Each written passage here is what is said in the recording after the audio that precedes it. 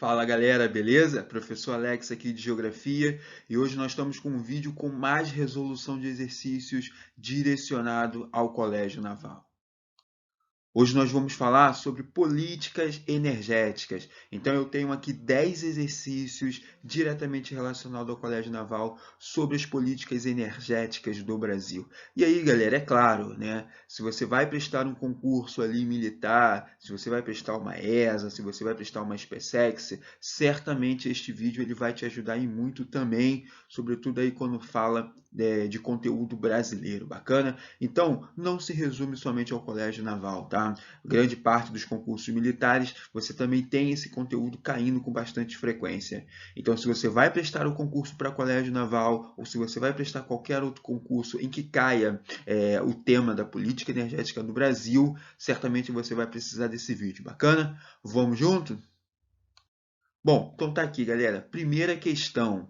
A partir do mapa do consumo per capita de energia. O que é o consumo per capita, galera? É aquele consumo por pessoa, né? Lembre-se sempre disso. Sempre que surgir um per capita, está falando por pessoa. Então, nada mais é esse mapa, ele está apresentando o consumo por pessoa de energia residencial nos estados brasileiros. É correto afirmar que... Vamos lá. Bom, entendendo este mapa, galera, a gente consegue ver aí o consumo de energia por pessoa dentro de cada estado. Bacana. A gente já consegue observar também que os estados de São Paulo e Rio de Janeiro são os que mais consomem energia, ok? São os que mais consomem energia. Não só São Paulo, né? Rio de Janeiro, Espírito Santo também, Minas Gerais, né? A gente pode destacar ali também, se for para sair desse eixo sudeste, né? A gente pode destacar ali também Paraná, Mato Grosso do Sul, bacana. Então, certamente que a gente vai ter uma grande concentração de consumo de energia nos estados aí do sul, prioritariamente no sudeste, depois no sul, centro-oeste, depois a gente cai ali para o nordeste e somente depois na região norte do Brasil. Legal? Então, esse é a análise desse mapa aí que a gente vai ter. Então, vamos lá. O que é correto a gente afirmar sobre esse consumo per capita de energia residencial? Vale lembrar, né? Estamos analisando residências dos estados brasileiros. Letra A.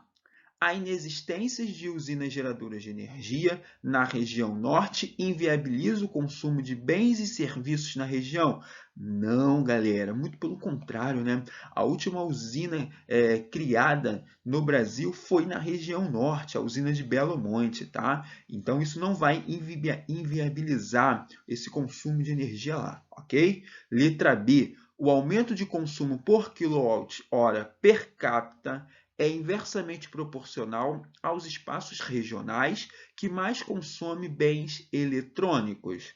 Não necessariamente, né? Não é inversamente proporcional. Eu tenho um aumento de consumo e, consequentemente, eu vou ter aí uma diminuição de eletrônicos. Muito pelo contrário, se eu tenho um aumento de contribuição de consumo, certamente que eu tenho também um aumento de equipamentos sendo utilizados, ok? Letra C.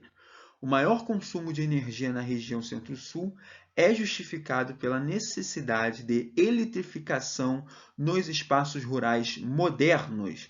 Não, galera. Por que não? Legal, você pode estar se perguntando, pô, professor, mas aí na região do Centro-Sul, que basicamente seria, né, Centro-Oeste, Sudeste e Sul, a gente não vai ter aí, sobretudo ali no Centro-Oeste, um processo de modernização agrícola que está muito associado à utilização do agronegócio? Sim, perfeito, galera, a gente vai ter, sendo que isso não está diretamente relacionado à eletrificação, tá? As máquinas, os tratores não utilizam energia elétrica, utilizam o quê? Combustíveis fósseis, tá? Esse é o erro dessa alternativa. Letra D. A população do Nordeste do país tem a menor capacidade de consumo de produtos eletrônicos de uso doméstico de todos os mercados regionais. Será que é isso mesmo? Vamos voltar no mapa ali para a gente dar uma analisada rápida em relação a isso? Bom, a gente já sabe que a região Sudeste, Centro-Oeste e Sul se destacam por maior consumo. Vamos se prender ali na região Norte e Nordeste, né? Vamos observar a região Nordeste. A gente tem o quê? cerca aí de uma média de 200 e pouquinho, né, de consumo de energia. Já na região norte, eu verifico uma média um pouquinho maior, né? Olha lá, 300, 320, 390. Então, galera, essa questão D, ela está correta, né? A população nordeste do país, ela tem a menor capacidade de consumo de produtos eletrônicos de uso doméstico e de todos os mercados regionais. Vocês estão, o gabarito nosso está aí, letra D. Bacana? Vamos lá. Questão 2. Sobre a produção de energia térmica no Brasil, é correto afirmar que... Galera, a gente sabe o que é energia térmica? Sim? Não? E aí? Energia térmica, galera, nada mais é do que aquela energia gerada com a temperatura. Temperatura absoluta. Exemplo, energia termoelétrica, ou seja, basicamente é você transformar através da temperatura em energia elétrica. Exemplo, energia termoelétrica. Bacana? Então vamos lá. É correto a gente afirmar que, letra A, o xisto é um tipo de rocha que contém óleo mineral e gás natural largamente explorado nos estados nordestinos? Sim, né? Nós temos uma boa concentração de xisto, e aí a gente sabe que o xisto ele é de fato esse óleo mineral, né, que a gente vai chamar de xisto betuminoso, né, e que vai dar origem, sim, ao gás natural, como os combustíveis fósseis no geral, né? No caso aí também o petróleo. E de fato, ele é explorado dentro dos estados nordestinos. Correto, legal? Mas vamos dar uma analisada aqui nas outras para a gente ter certeza? Letra B. O carvão mineral nacional, ou seja, o carvão mineral do Brasil, ele é de melhor qualidade e é extraído nas áreas serranas situadas no interior dos estados sulinos. Bom, galera, já tem um erro aqui, ó. O carvão mineral do Brasil, ele é de baixíssima qualidade, tá? Então já está aí o erro dessa questão, ok? Ele não é de boa qualidade, ele é de baixíssima qualidade. Letra C. A lenha, transformada em carvão vegetal, é muito utilizada em Minas Gerais para a produção de ferro-gusa. A gente sabe o que é ferro-gusa? Metalurgia, ok? Metalurgia, né? E aí vamos lá. A lenha transformada em carvão vegetal é muito utilizada em Minas Gerais? Não, ok? Não. Por quê? A gente vai utilizar o carvão mineral, ou seja, aquele carvão de origem mineralógica, ok? Não o carvão vegetal, que o carvão vegetal ele tem um outro processo, através das queimas de tora de árvores. Bacana? Então, a questão está errada. Até agora a gente está com a A, beleza? Letra D. O petróleo, considerado a principal fonte de energia do país, deixou de ser explorado nos litorais da Bahia e Sergipe? Não, já vimos que não, né? A letra A, por exemplo, já elimina até mesmo essa alternativa, né? Olha lá, diz que a gente tem uma exploração nos estados nordestinos. Bahia está onde? Sergipe está onde? Legal? E outra coisa, né? Ele não deixou de ser explorado, né? Muito pelo contrário, a gente vai ter um avanço aí de exploração. E letra E, o álcool, desde a criação do Proálcool, a gente sabe o que é o Proálcool? Uma política criada durante a década de 80 devido a uma crise do petróleo que a gente vai ter, tá? E aí no Brasil, qual era o objetivo? Utilizar as potências, né? Utilizar aí o que o Brasil tem de potencialidade para deixar de depender do petróleo. Bacana? Então essa foi a política do Proálcool. E aí o álcool, desde a criação do Proálcool na década de 80, tornou-se segunda principal fonte de energia do país? Não, galera. A gente não tem o álcool como a segunda principal energia, tá? A gente tem primeiro o petróleo, nós ainda somos muito dependentes do petróleo, nós temos o gás natural, né? Enfim, isso são todos exemplos de energia, tá? Agora, se a gente for falar de fonte de energia no nosso país, tá? A gente tem as usinas hidrelétricas, a gente tem as usinas termoelétricas, né? Enfim, são outras fontes de geradoras de energias para o nosso Brasil, ok? Então, questão correta aí, letra A. Bacana? Vamos lá. Questão 3, galera, vamos lá. Analise as afirmativas a seguir referentes ao assunto fontes de energia. Então vamos lá. Afirmativa 1. O xisto é uma rocha energética estratificada que se encontra sempre impregnada de substâncias orgânicas e inorgânicas, podendo gerar óleo. Perfeito. Nós acabamos de ver que sim, né? O xisto ele tem esse óleo e ele acaba sendo estratificado por quê? Porque a gente tem ali um tipo de bacia sedimentar em que vai acumulando sedimentos e junto com esse acúmulo de sedimentos, e aí vai ficar de uma forma estratificadas. O que são estratificadas? São camadas, tá? Camadas de acúmulos de sedimentos. E aí junto com esses sedimentos, nós vamos ter o quê? As substâncias orgânicas e inorgânicas, que seriam restos de animais, vegetais e tudo mais. Legal? E aí, com a compactação dessa bacia sedimentar, com o peso da pressão atmosférica, né? E com o tempo, a gente vai ter aí a geração desse óleo. Bacana? Então, questão 1 está correta. 2. O carvão mineral brasileiro tem uma distribuição geográfica muito limitada, sendo, de certa forma, antieconômico o seu fornecimento às regiões mais languíquas. O que seria languíquas? Regiões mais distantes. Legal? E, de fato, galera, acabamos de ver também, o carvão do Brasil, ele é um carvão de baixa qualidade, tá? Ele é um tipo de carvão em que não tem um poder de combustão muito elevado, tá? E isso significa dizer que ele não tem uma economia muito boa, ou seja, ele não é bom, né, para poder fazer aí, vender e tudo mais. Então ele acaba sendo um produto um produto antieconômico, tá? Então a afirmativa 2 está correta. 3. A maior parte dos depósitos carboníferos da América do Sul se situam numa estreita faixa que se estende do sul da Bahia até Santa Catarina. Esses depósitos aparecem em terrenos pré-cambrianos. Bom, galera, vamos lá. Primeira coisa, a gente de fato tem uma parte de depósito carboníferos na América do Sul, mas não tem essa extensão, legal? Do sul da Bahia até Santa Catarina. Muito pelo contrário, se resume ali na região sul do Brasil. Ponto. Legal? Aí está o erro dessa afirmativa. 4.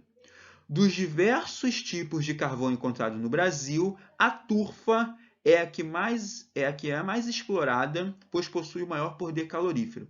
Primeira coisa, realmente, a turfa, o carvão eles têm algumas classificações, tá? Uma das classificações do carvão é a turfa, tá? E, de fato, ela tem um maior poder de combustão, ela tem mais concentração de carbono, e isso gera um maior poder calorífico, ok?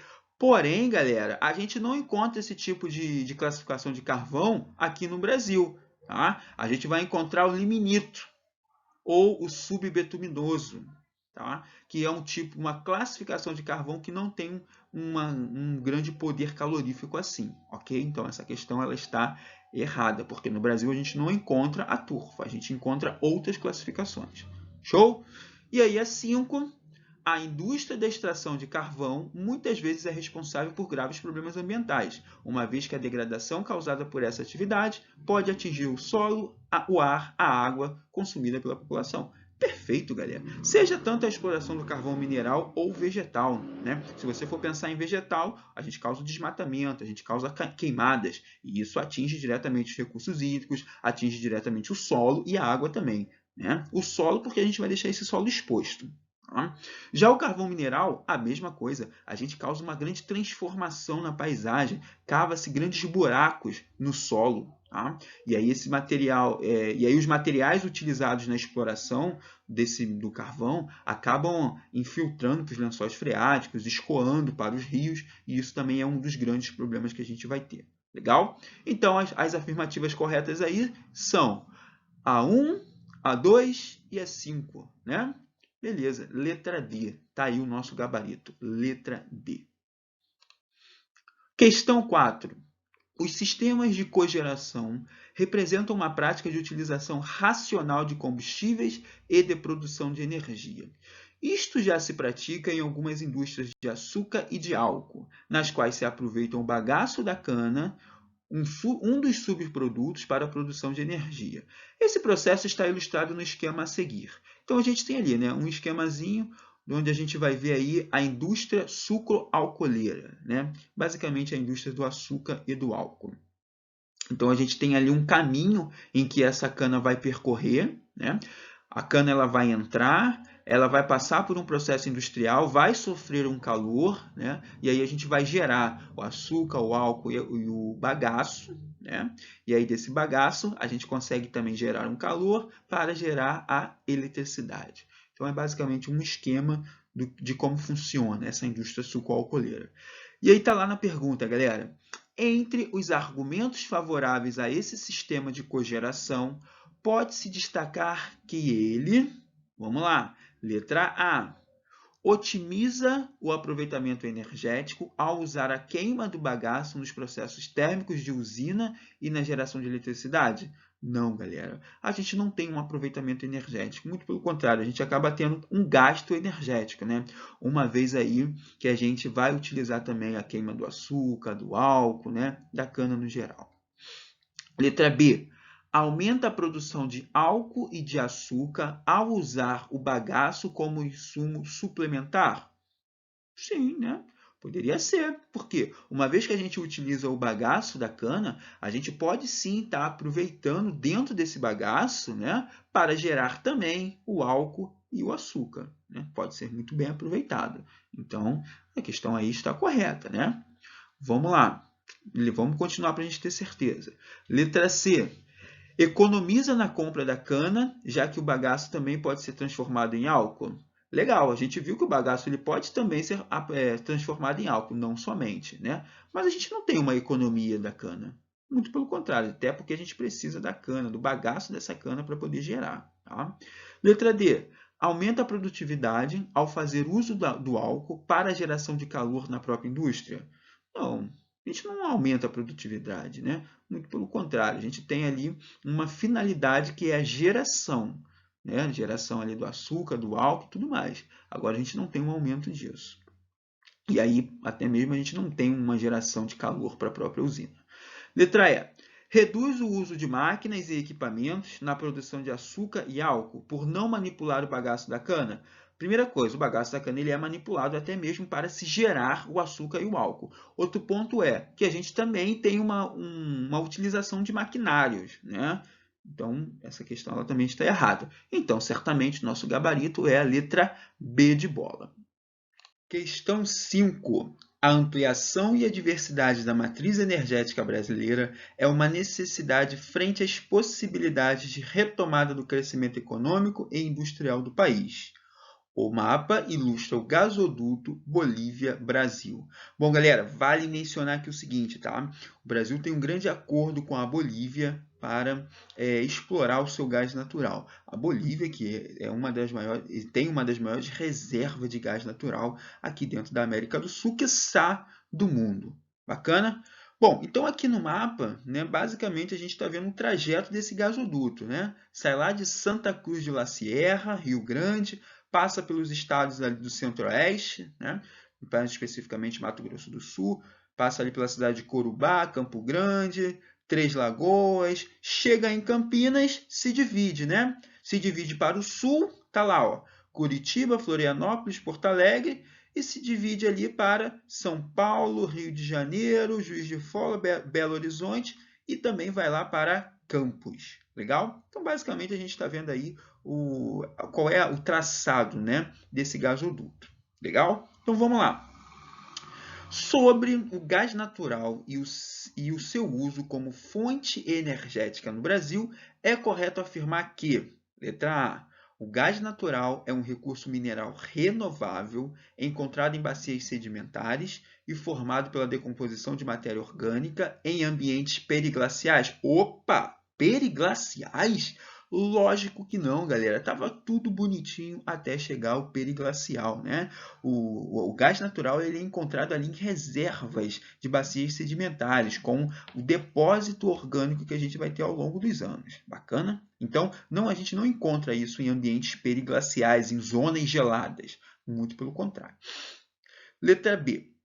A substituição do petróleo e do carvão mineral e vegetal por gás natural, apesar de reduzir custos, não é recomendável, pois o gás é mais poluente que os demais.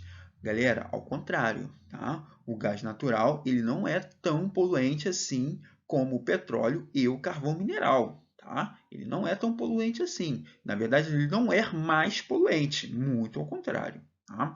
Então, talvez a utilização do gás natural poderia ser uma saída para tentar reduzir. Lógico que ele também emite poluente, mas não é tão poluente assim como o carvão e o petróleo. Legal? Letra C. O gasoduto, que no Brasil passa somente pelos estados do Centro-Sul, é responsável pelo fornecimento de gás natural a importantes atividades industriais. Será que é isso? Bom, é. Né? Nós vimos no mapa que sim. Nós vimos que no mapa esse traçado, essa linha do gás natural, passa pelos estados do Centro-Oeste, passa pelos estados do Sudeste e do Sul, que é o que a gente está chamando de Centro-Sul. Legal? E mais do que isso, né? Abastece as atividades industriais. A gente sabe que a região Sudeste e a região Sul é a região com mais concentração de atividades industriais. Legal? Logicamente, a gente vai ter aí esse gás abastecendo tanto essas atividades, como também fazendo esse traçado do Centro-Sul. Então, a resposta está aí. Letra C. Vamos para a próxima? Questão 6. Vamos junto. O maciço de Urucum, localizado no Mato Grosso do Sul, no Pantanal, é rico em ferro e manganês. No entanto, as suas reservas não estão sendo aproveitadas economicamente de acordo com o seu potencial, galera. Então tá lá, a gente tem um mapa que vai mostrar exatamente aquela região ali em verde, né? Que a gente vai chamar de maciço do Urucum, que é uma região onde tem importantes recursos minerais. E a gente está vendo aí também, né, uma linha tracejada em preto que a gente vai chamar de Estrada de Ferro Brasil-Bolívia. Galera, é uma importante estrada de ferro que vai ligar, né, a região do Maciço do Urucum com o litoral do Brasil. Tá? Então vamos lá. Dentre as alternativas a seguir, assinale a que melhor responde o motivo desse não aproveitamento. Então, galera, basicamente, né, temos que entender aí o porquê que ele não é tão utilizado assim. Por que o seu potencial ele não é tão utilizado? Letra A. Não apresenta um teor em ferro e manganês que permita o aproveitamento das indústrias? Errado. A gente sabe que existe ali um grande teor de ferro e manganês. Inclusive, no próprio enunciado já está dizendo isso. Ó. É rico em ferro e manganês. Então, o motivo não é esse. Letra B. Para a produção do aço, há necessidade do carvão e o Mato Grosso do Sul não possui reservas carboníferas necessárias à produção de coque, associada à pequena industrialização do Mato Grosso do Sul. Não, galera, a gente já acabou de ver que não. A gente acabou de ver que existe sim uma necessidade, né? Na verdade, existe uma necessidade para as indústrias siderúrgicas, né? Que são as indústrias da metalurgia, do aço, com a utilização do carvão, tá? Letra C. O país precisa ter reservas futuras para alimentar as indústrias siderúrgicas nas próximas cidades. E a reserva mineralógica do Urucum é uma das mais ricas do mundo no teor de ferro e de manganês. Será mesmo que o Brasil ele está estocando ferro e manganês ali no maciço do Urucum? Claro que não, galera. Claro que não. O objetivo é cada vez mais explorar os recursos da natureza, né? Então não existe essa ideia de estar estocando, tá? Então esse também não é um motivo. Letra D. Não existem ferrovias ou rodovias organizadas que viabilizem o transporte do ferro pelotizado para as siderúrgicas localizadas no sudeste do país. E aí, galera, o que vocês acham? Mencionei aqui com vocês o seguinte, né? Existe ali a estrada de ferro Brasil-Bolívia, né? Que é uma estrada de ferro que participa, né, desse escoamento. Mas será que ela é responsável por toda a produção? Será que ela aguenta todo esse escoamento? Não, galera, ela não dá conta, tá? Então, o fato de você não ter aí, né, tanto mais ferrovias ou até rodovias, né, que possibilite ampliar esse escoamento de minérios, a gente vai continuar tendo ali, não aproveitando todo esse potencial do maciço do Urucum. Então, esse sim é um dos motivos que existem, tá? para a gente não aproveitar todo esse potencial do maciço do Urucum. Existe uma estrada de ferro? Sim, existe, mas ela não dá conta. Legal? Então, por isso que a gente não vai aproveitar todo o seu potencial. Questão 7. Mais da metade do carvão mineral consumido pelas usinas siderúrgicas brasileiras precisam ser importadas. Já conversamos aqui sobre isso, né? Vimos que no Brasil a gente tem aí um carvão de baixa qualidade, então por isso que ele não vai ser tão aproveitado assim. E isso decorre de quê? Vamos encontrar o motivo dessas importações. Letra A. Das reservas relativamente pequenas de carvão minerais no Brasil, de modo que estrategicamente o governo federal restringe o seu consumo interno. Já vimos também que não. O governo não tem essa intenção de restringir. Se ele pode explorar, ele vai fazer a exploração. Bacana? Letra B. Da inexistência no Brasil de carvões minerais coqueificáveis. O que são carvões minerais coqueificáveis, galera? É exatamente um processo, né, de fazer a combustão desse carvão em altas temperaturas sem a presença de oxigênio. E aí você faz a queima dele e aí acaba gerando um coque, um carvão de coque. E aí a gente vai dizer que vai gerar um subproduto desse carvão depois desse processo, tá? Que é basicamente aí um resíduo sólido bastante poroso. E muito pelo contrário, no Brasil a gente faz esse processo, tá? Letra C.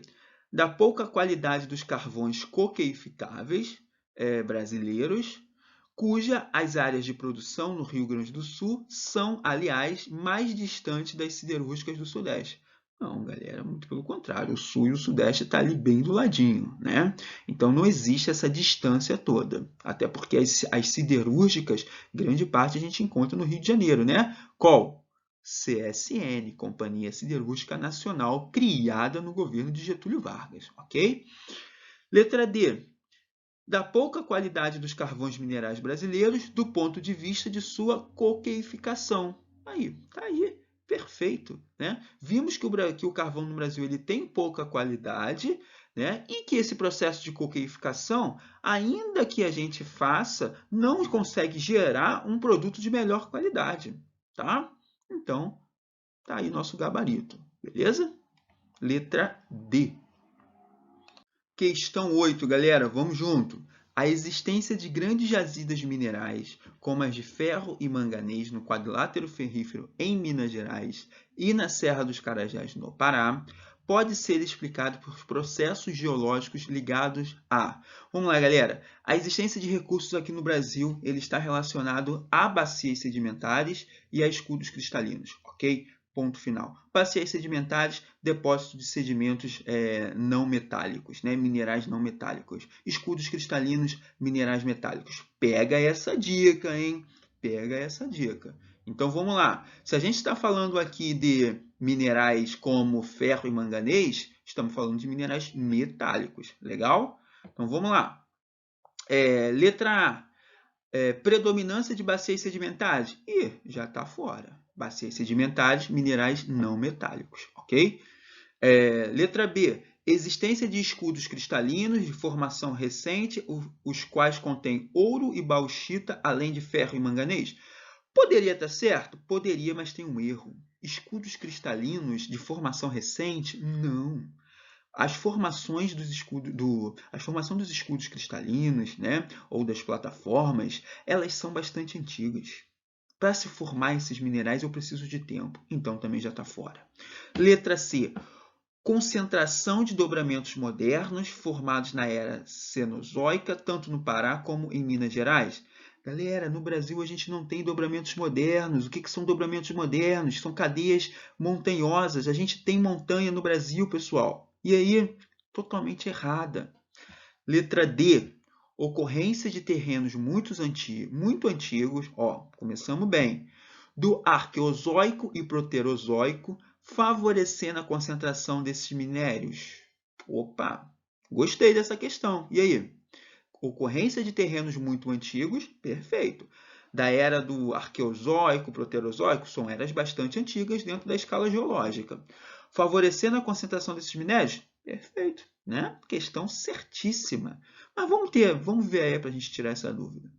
Formação de amplas áreas sedimentares. Pô, falou de sedimento, galera. A gente falou de bacias sedimentares, falou de sedimentos. A gente não pode falar de minerais metálicos, tá? Somente minerais não metálicos. Quer um exemplo? Quer um exemplo? Posso falar, petróleo. Ok? Bom, então nosso gabarito, letra D de dado.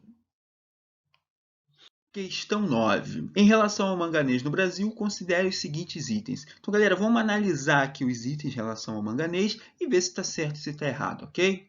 Vamos lá. 1. Projeto Grande Carajás, estado do Amazonas. Não, o manganês ele tem uma grande concentração, que é no item que está logo abaixo, tá? Que é o maciço do Urucum, no Mato Grosso do Sul. Inclusive, o projeto Grande Carajás ele não é no Amazonas, né? Ele é no Pará, no estado do Pará. 3. Serra do Navio, estado do Amapá. Sim, a gente também encontra uma grande concentração do manganês dentro dessa região, tá? Que é o quê? Maciço do Urucum, Serra do Navio, afirmativas corretas. 4. Vale do Rio Trombetas, estado do Amazonas. Não, galera, a gente não encontra o manganês ali. Inclusive, o Vale do Rio Trombetas é no estado do Pará também e não no estado do Amazonas. 5. O Porto de Vitória, Espírito Santo. Não, galera, ele não é exportado por aquele porto, tá? Esse porto, inclusive, ele é muito utilizado na exportação de soja. 6 e 7, terrenos proterozoicos e terrenos arqueozoicos. Onde que a gente vai encontrar o manganês? Nos terrenos proterozoicos, que apenas tem uma pequena concentração aqui em todo o território nacional, tá? Que são terrenos bastante antigos, oriundo ali de rochas metamórficas. Bacana? Então, itens corretos, a gente vai ter o 2, 3 e 6. Letra C de casa.